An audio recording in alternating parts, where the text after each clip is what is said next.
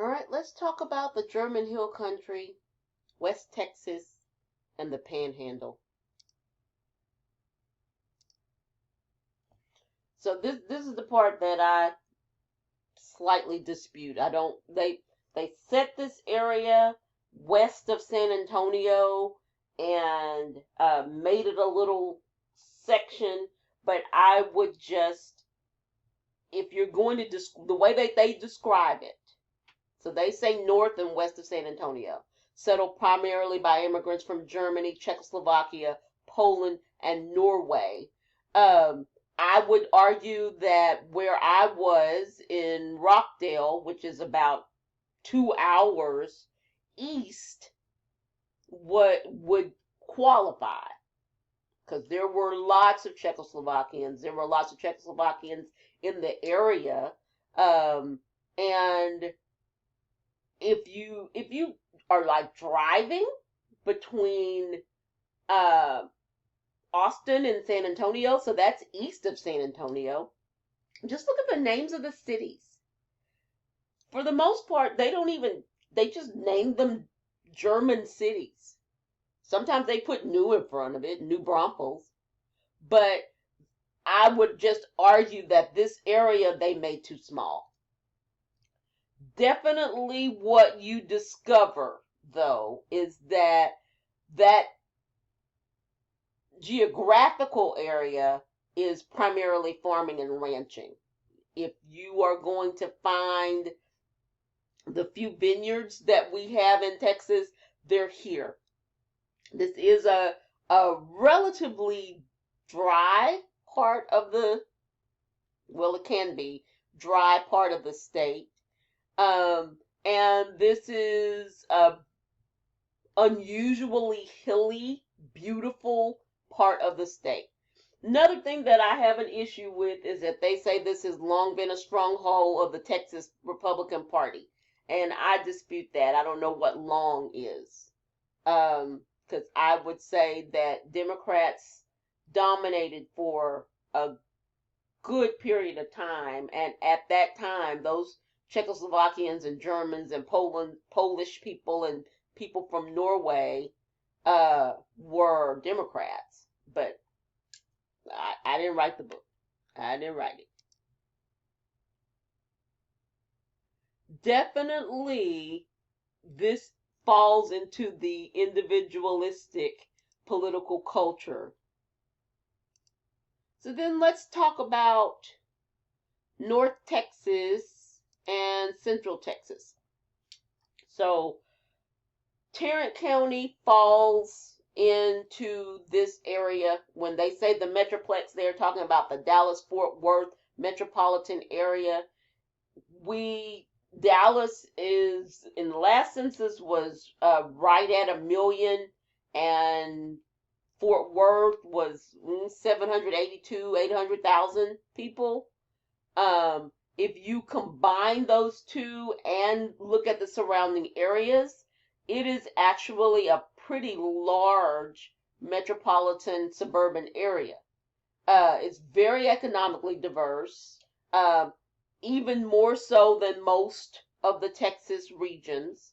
The area relies heavily on banking, on insurance, and of course we know over Fort Worth way that we have Lockheed Martin, Bell Helicopter, so defense and aerospace industries are, you will find them here in this area.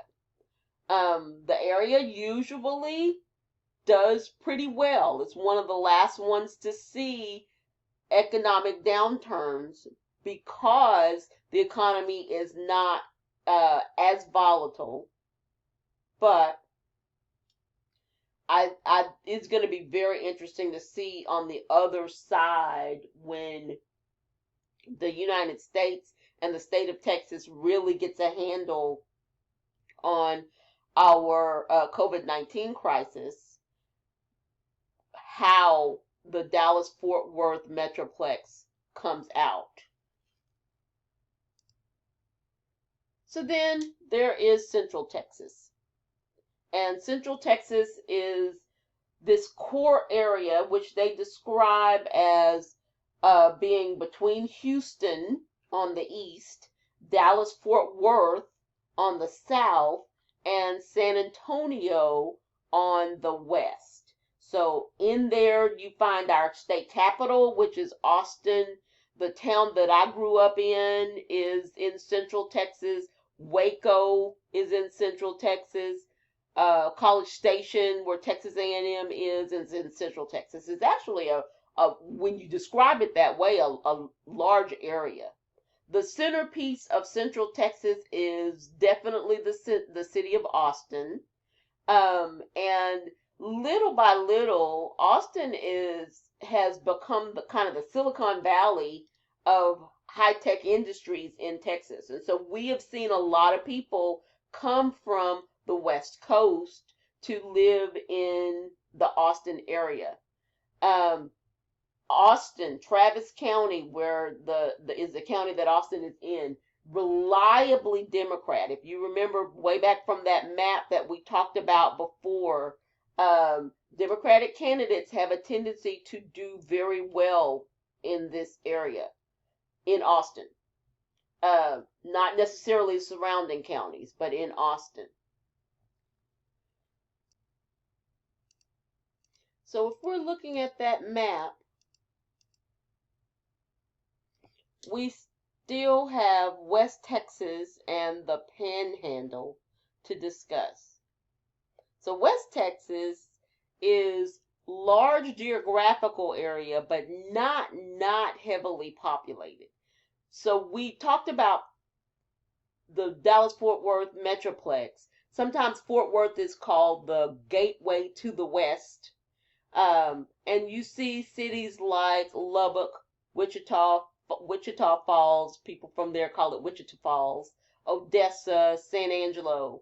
The first time that I ever actually saw a tumbleweed was when I was driving through this area. It is dry, it is flat, some hills, and they primarily make their money through oil and oil production. The Permian Basin is between Midland and Odessa, and they are, if we look at the map, considered to be more individualistic than traditionalistic. And you just have to remember that this part of the state was settled by people that were very self-dependent. It was settled later than the other parts because there were a lot of tribes that were keeping people out. The land was not as easy to farm. And so it took a while for people to feel like they were going to venture out into the West Texas area. And when they did, they had to fend for themselves. They had to fend for themselves.